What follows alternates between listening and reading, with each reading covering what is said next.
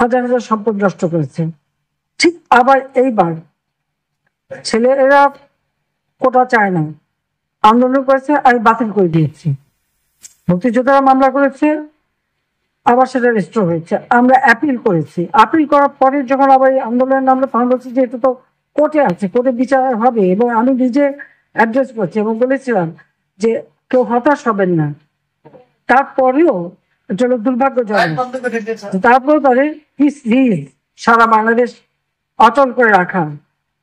এবং ঠিক আছে, যারা তাদেরকে সাপোর্ট দিয়েছেন, আমি জানি না সেখানে তো আপনাদেরই অনেক আপনজন ছিল, অনেক স্কুল করে সবাই সাপোর্ট দিয়েছে। সেই সময় কিন্তু কেউ তেমন কিছু বলেনি, যে না যেহেতু কোর্টে আছে, কোর্ট তার সময় দিয়ে দিয়েছে, সেখানে ফয়সালা দিয়ে সরকার পক্ষে আপিল করেছি সুপ্রিম কোর্টে, ঠিক আছে, অ্যাপিলেট ডিভিশন সময় দিয়েছে। সেই সময়টা পর্যন্ত ধৈর্য ধরা তো উচিত ছিল।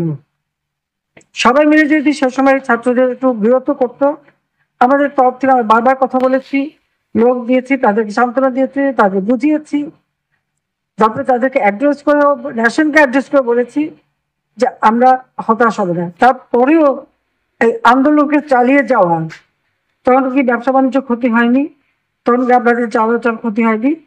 এরপর দেখলাম অগ্নিসন্ত্রাস আবার, সেবার ছিল গাড়ি ঘোড়া, এবার আসলো যে কয়টা স্থাপনায় আপনাদের ব্যবসা সুষ্ঠুভাবে পরিচালনার জন্য এবং ডিজিটাল সিস্টেম করার জন্য, চলাফেরার জন্য যেভাবে করা হয়েছে সাধারণ মানুষের, সাধারণ